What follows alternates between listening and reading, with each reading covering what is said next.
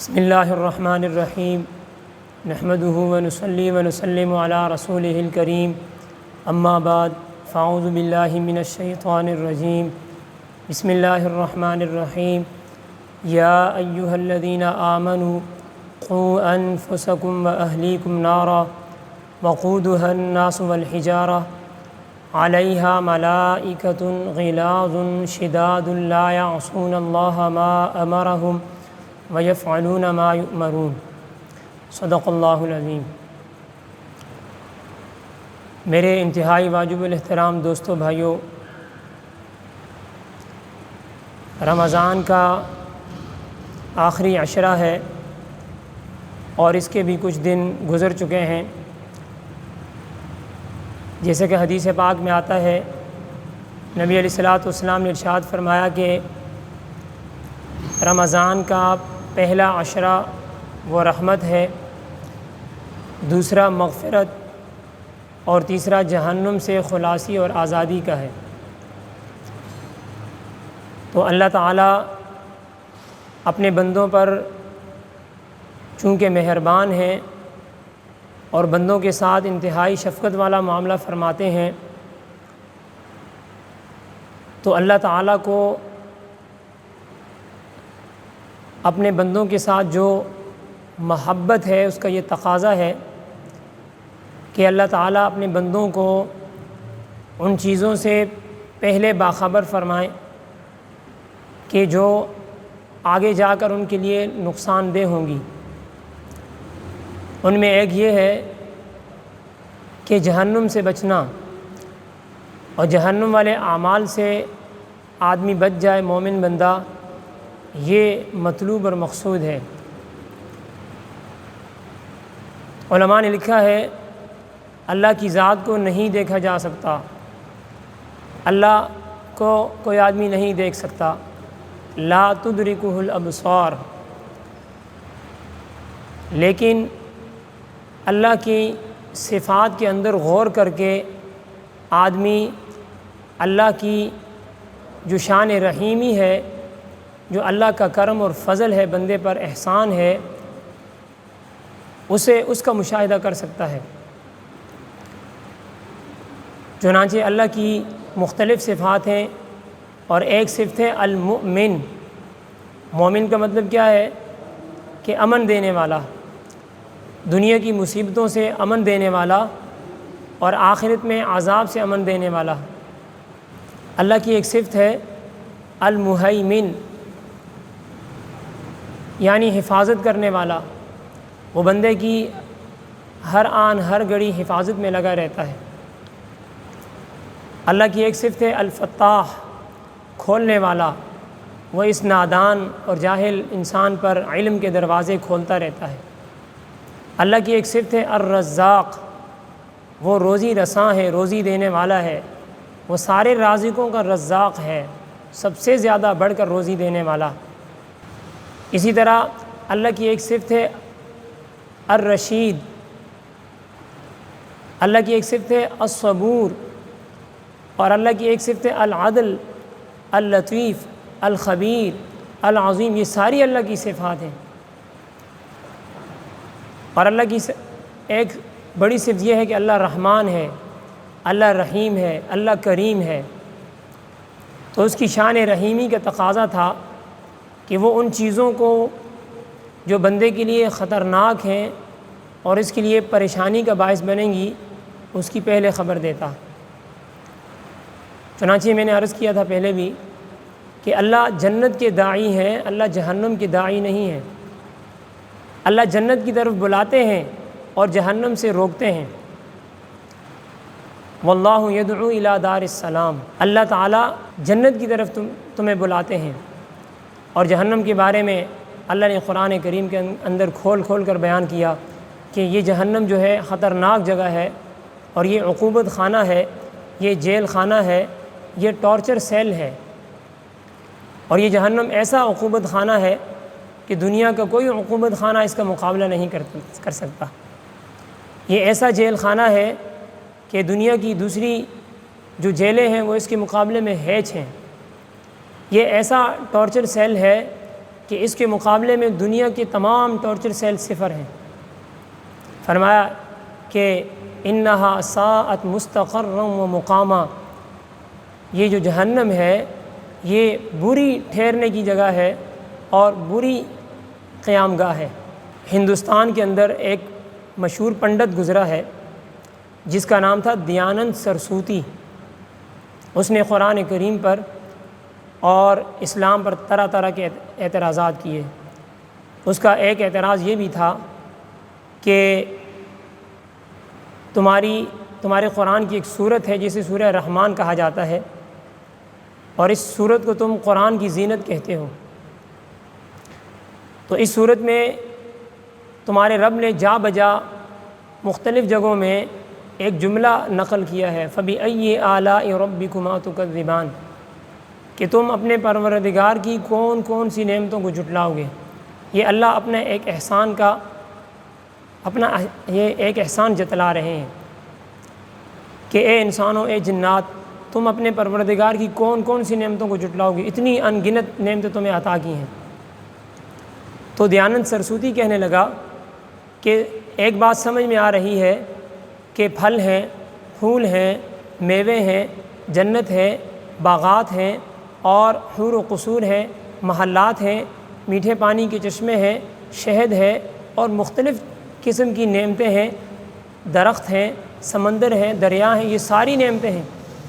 ان کا نعمت ہونا اور اللہ کا ان پر احسان جتلانا یہ تو سمجھ میں آتا ہے، لیکن آگے بڑھ کر اللہ نے ایک جگہ میں یہ کہا یُرْسَلُ عَلَيْكُمَا شُوَاظٌ مِّن نَّارٍ وَنُحَاسٌ فَلَا تَنْتَصِرَانِ، کہ اے جنوں اور انسانوں، کل قیامت کے دن تم پر چھوڑ دیا جائے گا، بھیج دیا جائے گا تمہارے لیے آگ کا شعلہ اور دھواں تم پر چھوڑا جائے گا۔ آگے فرمایا تم اپنے پروردگار کی کون کون سی نعمت کو جھٹلاتے ہو۔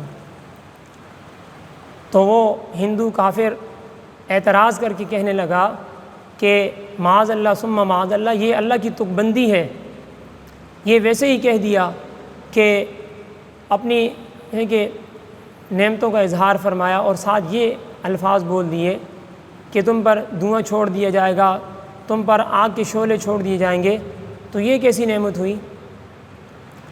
تو کتابوں میں لکھا ہے اس وقت کے ایک بہت بڑے عالم حجت الاسلام قاسم العلوم والخیرات حضرت مولانا قاسم نانوتوی قدس اللہ تعالی سرہ نے اس کا جواب دیتے ہوئے ارشاد فرمایا کہ پنڈت صاحب دیکھیے، ایک ماہر ڈاکٹر ہے اور حکیم ہے، طبیب ہے، وہ کسی کو منع کرے کہ فلاں چیز استعمال نہیں کرنی ہے، اگر تم فلاں چیز کھاؤ گے تو اس سے تمہارا یہ نقصان ہوگا، اور تجربے سے یہ بات ثابت بھی ہو چکی ہو کہ جس آدمی نے یہ چیز استعمال کی ہے، کھائی ہے، اسے نقصان اٹھانا پڑا، بیمار ہوا۔ تو بتائیے کہ اگر وہ ڈاکٹر کہہ دے اور یہ بندہ اس چیز سے موذی خطرناک چیز سے رک جائے اور پھر اس کے بعد جو ہے وہ اللہ تعالیٰ اسے شفا دے دیں، بچ جائے وہ، تو وہ آدمی کیا اس ڈاکٹر کا شکر یہ کہ احسان مند ہوگا یا اسے اپنا دشمن سمجھے گا؟ تو بلا شبہ اس کا جواب یہ ہے کہ وہ اس کا شکریہ ادا کرے گا کہ ڈاکٹر صاحب آپ نے میری جان بچا دی، ورنہ اگر یہ میں استعمال کر لیتا، فلاں آدمی جس طرح بیمار ہوا یا اسے تکلیف ہوئی تو میں بھی اس طرح ہو جاتا۔ تو فرمایا دیکھو، جب دنیا کا ڈاکٹر اور حکیم یہ بات بتاتا ہے کہ فلاں چیز استعمال کرو گے تو تمہیں یہ نقصان ہوگا، اور آدمی بچ جائے، اسے اپنا محسن سمجھتا ہے حکیم کو، ڈاکٹر کو، تو جب اللہ تعالیٰ جو کریم ذات ہیں وہ آخرت کے عذابات سے جو اللہ کو نہیں پسند کہ بندہ جہنم کے اندر جائے اور جہنم میں داخل ہو اس کا بندہ، تو اللہ تعالیٰ اسے بندے کو پہلے سے باخبر فرما رہے ہیں کہ دیکھو جہنم اتنی خطرناک جگہ ہے اور اتنی ہولناک جگہ ہے، اس لیے تم جو ہے وہاں جو ہے اس سے بچنے کے لیے تدابیر اختیار کرو اور یہ کام نہ کرو جو تمہیں جہنم میں لے جانے کا سبب اور ذریعہ بنے۔ تو فرمایا وہ اللہ کریم ہوا یا نہ ہوا؟ تو اس کا جواب حضرت مولانا قاسم نانوتوی رحمہ اللہ نے اس ہندو کو دیا۔ تو یہ حقیقت بات ہے کہ اللہ تعالیٰ انتہائی کریم ہے، اور اللہ تعالیٰ ہمیں تنبیہات کرتے رہتے ہیں اور ہمیں جھنجھوڑتے رہتے ہیں کہ دیکھو شاید یہ بچہ یہ بندہ رک جائے، باز آ جائے اور یہ حرکت نہ کرے تاکہ جہنم سے بچ جائے۔ اور اللہ تعالیٰ قرآن میں جا بجا اپنی شان رحیمی کو بیان فرماتے ہیں، ما یفعل اللہ بعذابکم ان شکرتم وآمنتم وکان اللہ شاکرا علیما، کہ اللہ کو کیا ضرورت پڑی کہ تمہیں عذاب دے، تمہیں تکلیف میں مبتلا کرے، ہاں اگر تم نے ایمان لایا ہے اور تم شکر ادا کرتے ہو تو اللہ کو کوئی ضرورت نہیں ہے کہ تمہیں عذاب دے۔ اسے عذاب دے کر خوشی نہیں ہوتی، بلکہ اسے بخش کر اور اسے یہ ہے کہ اپنے بندے پر رحم کر کے خوشی ہوتی ہے، کیونکہ وہ کریم ذات ہے۔ یا ایھا الانسان ما غرک بربک الکریم، اے انسان تجھے تیرے کریم رب سے کس چیز نے دھوکے میں ڈالا ہے۔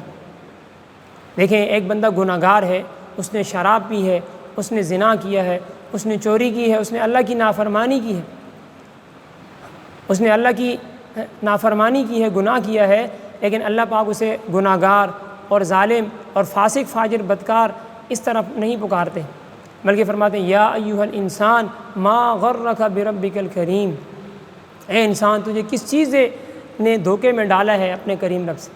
قل یا عبادی الذین اسرفوا علی انفسہم لا تقنطوا من رحمت اللہ، کہ آپ کہہ دیجئے اے میرے وہ بندو جنہوں نے اپنے نفس پر، اپنے آپ پر گناہوں کے ذریعے زیادتی کی ہے، اللہ کی رحمت سے مایوس نہ ہونا۔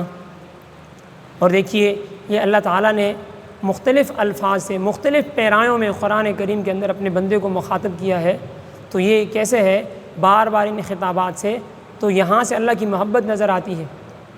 اور کیسے کہ جیسے دنیا کے اندر ایک ماں ہے، وہ اس کا بچہ کبھی ایسے حالات کے اندر کہ باہر کرفیو لگا ہوا ہے، حالات خراب ہیں، یا ہے کہ باہر کچھ مسائل ہیں، یا دور سفر میں جا رہا ہو، تو ماں اسے بار بار کہتی ہے کہ بیٹا اپنا خیال رکھنا، بیٹا اپنا خیال رکھنا، بیٹا دیکھنا یہ احتیاط کرنا۔ تو بار بار جب کہتی ہے، بیٹا اگر جوان ہو وہ چڑچڑا سا ہو جاتا ہے، اسے غصہ آ جاتا ہے اور وہ کہتا ہے کہ اماں آپ مجھے چھوٹا بچہ سمجھتی ہو، بے وقوف سمجھتی ہو، مجھے پتہ ہے میں نے کیا کرنا ہے۔ تو اللہ تعالیٰ بھی اپنے بندے سے اتنے مہربان ہیں جتنی ماں ہے، اور کئی ماؤں سے، 70 ماؤں سے زیادہ اللہ پاک اپنے بندے سے پیار فرماتے ہیں۔ اس لیے اللہ پاک نے پہلے سے بتا دیا کہ جہنم کو کھول کھول کر بیان فرمایا کہ انہا ساعت مستقرا و مقامہ، وہ جہنم جو ہے وہ بری قرار گاہ ہے، وہ بری قیام گاہ ہے۔ اور فرمایا یسحبون فی الحمیم ثم فی النار یسجرون، ان کو گھسیٹ کر لے جایا جائے گا، ہاں کھولتے ہوئے پانی کے اندر، پھر ان کو آگ کے اندر جھونک دیا جائے گا۔ اور کل قیامت کے دن کیا ہوگا؟ جب جہنمی جہنم میں جلیں گے معاذ اللہ، تو کہیں گے ہاں وَنَادَوْا يَا مَالِكُ لِيَقْضِيَ عَلَيْنَا رَبُّكَ، اے مالک، داروغہ جہنم کو کہیں گے کہ اے مالک آپ اپنے رب سے یہ کہہ دیجئے کہ وہ ہمارا فیصلہ کر دے، ہمیں موت آ جائے، ہماری جان چھوٹ جائے۔ تو فرشتہ کیا کہے گا؟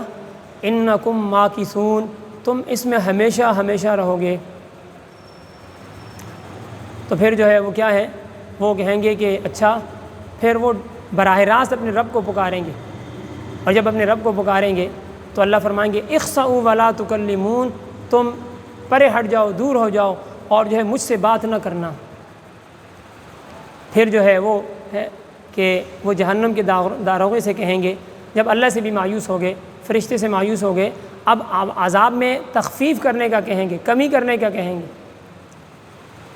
ہاں کہیں گے کہ جو ہے کہ وقال الذین فی النار لخزنۃ جہنم ادعوا ربکم یخفف عنا یوما من العذاب، کہ ہم پر عذاب میں کمی کر دیجئے، ایک دن کی کمی کر دیجئے۔ تو فرشتے انکار کریں گے کہ تم پر دنیا کے اندر یہ تمہارے سامنے آیات نہیں آئی تھی، انبیاء علیہ السلام نے تم پر جو ہے آیات نہیں پیش کی تھی، تمہارے پاس قرآن نہیں آیا تھا، تمہارے پاس اللہ کی وحی نہیں آئی تھی، اور آج جو ہے تم دعا کرو گے تمہاری دعا بیکار جائے گی، اس لیے کہ دنیا کے اندر عمل کا وقت ختم ہو گیا۔ حدیث پاک میں آتا ہے فَإِنَّ الْيَوْمَ عَمَلٌ وَلَا حِسَابٌ وَغَدًا حِسَابٌ وَلَا عَمل، آج دنیا کے اندر موقع ہے کہ عمل کر لو اور حساب و کتاب نہیں ہے. کل قیامت کے دن حساب ہوگا لیکن عمل کرنے کا موقع نہیں ہوگا. اس لیے اللہ تعالیٰ رحیم ہے، کریم ہے. اس کی شان رحیمی کا تقاضا ہے کہ وہ ہمیں پہلے سے کہ بتلا دے اور پہلے سے باخبر کر دے کہ دیکھو جہنم اتنی خطرناک جگہ ہے، وہاں جو ہے وہاں آنے سے پہلے تیاری کر لینا. اور جہنم کی ہولناکی کا کیا ہے؟ حدیث پاک کے اندر آتا ہے کہ ایک مرتبہ صحابہ تشریف فرما تھے اور ایک آواز ان کو سنائی دی، اور یہ بھی نبی علیہ الصلوۃ والسلام کا معجزہ تھا کہ صحابہ کو وہ آواز آئی. حضور نے ان کو بتایا صحابہ کو کہ ایک جو ہے کوئی چیز پتھر گرنے کی آواز آئی. تو نبی صلی اللہ علیہ وسلم نے ارشاد فرمایا کہ یہ آج سے 70 سال پہلے یہ کہ جہنم میں پتھر پھینکا گیا تھا اور آج 70 سال کے بعد یہ جہنم کی گہرائی تک تہ تک پہنچا ہے. تو جہنم اتنی ہولناک چیز ہے میرے دوستو. ہم نے اس جہنم سے بچنا ہے اور اس کی ہولناکی سے بچنا ہے اور اس سے جو ہے اللہ تعالیٰ سے اس کی پناہ بھی مانگنی ہے. اللہ تعالیٰ کی بارگاہ میں اس سے پناہ بھی مانگنی ہے کہ یا اللہ ہمیں جہنم کے عذاب سے بچائیے. رمضان شریف کے اندر مختلف چیزیں ہیں، کچھ چیزیں ایسی ہیں کہ جو کثرت سے مانگنی چاہیے. ایک جنت اللہ سے زیادہ مانگنی ہے، دوسرا اللہ سے جہنم سے پناہ مانگنی ہے. اور یہ جو ایک عشرہ اخیرہ ہے، آخری عشرہ ہے، اس کے اندر تو جو ہے اور زیادہ ہم نے کثرت کرنی ہے کہ یہ جہنم سے خلاصی کا عشرہ ہے. تو جہنم میں لے جانے والے کچھ اعمال ایسے ہیں کہ جو روزمرہ کے مطابق جو ہے ہمارے سامنے ہیں کہ ہم ان میں سے ان کا ارتکاب کرتے رہتے ہیں. اور دیکھیں شریعت نے کتنی آسانی ہمارے لیے رکھی ہے کہ نماز پڑھنا انتہائی آسان ہے اور اس کے لیے کسی چیز کی ضرورت نہیں ہے. جب نماز کا وقت ہو جائے ہر مرد و عورت پر نماز فرض ہے، لیکن کتنے مسلمان ہیں کہ وہ رمضان کے اندر بھی نماز ادا نہیں کرتے. تو یہ جہنم میں لے جانے کے ذریعہ اور سبب ہے. اگر لوگوں کو معلوم ہو، اس چیز کا علم ہو اور سمجھ ہو تو وہ فوراً ان کاموں سے باز آ جائیں، رک جائیں اور ان اعمال کو اختیار کریں. تو نماز ایسا فریضہ ہے کہ کل قیامت کے دن سب سے پہلے اس کے بارے میں حساب و کتاب ہوگا. حدیث پاک میں آتا ہے جس بندے کی نماز اچھی اور بہتر نکل آئی اس کے بقیہ سارے اعمال بھی اچھے نکلیں گے. اور جس کے بعد فرمایا نماز نہ ہوئی اس کے لیے نہ قیامت کے دن کوئی نور ہوگا، نہ کوئی حجت ہوگی، نہ کوئی اس کے پاس برہان ہوگا. اور اس کا حشر فرعون، حامان اور ابی بن خلف کے ساتھ ہوگا، ان کافروں کے ساتھ، بدترین قسم کے کافر. کیونکہ دنیا میں آدمی نماز نہیں پڑھا کرتا تھا. اور جو ہے دیکھیں ایک آدمی زکوٰۃ ادا کرتا ہے تو زکوٰۃ کے لیے جو ہے اس کے پاس پیسہ ہونا ضروری ہے، صاحب نصاب ہونا ضروری ہے، اور اس مال پر سال گزرنا شرط ہے، اور اس آدمی کا مالدار ہونا ضروری ہے. لیکن نماز ایسا فریضہ ہے کہ اس کے لیے کسی پیسے کی ضرورت نہیں ہے. ہر مرد و عورت پر، بالغ مسلمان پر نماز فرض اور واجب ہے. جو نہیں پڑھے گا اسے نقصان اٹھانا پڑے گا. تو علماء نے لکھا کہ ایک آدمی ہے کہ وہ بیمار ہے، کھڑے ہو کر نماز نہیں پڑھ سکتا، بیٹھ کر پڑھ سکتے تو بیٹھ کر پڑھے. اگر وہ بیٹھ کر نہیں پڑھ سکتا لیٹ کر نماز پڑھے. اگر وہ لیٹ کر بھی نماز نہیں پڑھ سکتا وہ اشاروں سے نماز پڑھے. نماز کسی صورت میں معاف نہیں ہے. اگر کسی جگہ میں ہے، بیابان جنگل میں ہے، وہاں نماز کا وقت ہو گیا، تلاش کرنے کے باوجود پانی نہ ملا تو وہ تیمم کر کے نماز پڑھے گا. پانی نہیں ہے لیکن تیمم کر کے نماز پڑھے گا. تو میرے دوستو کتنا آسان ہے کہ ہم جس اللہ نے ہمیں جہنم سے ڈرایا ہے اور رمضان کا آخری عشرہ جو ہے وہ جہنم سے خلاصی کا ہے، ہم اس سے بچنے کا سامان دنیا کے اندر کر سکتے ہیں بڑی آسانی کے ساتھ. حدیث پاک میں آتا ہے اتقوا النار ولو بشق تمرۃ، تم جہنم کی آگ سے بچو اگرچہ کھجور کا ایک ٹکڑا دے کر کیوں نہ ہو.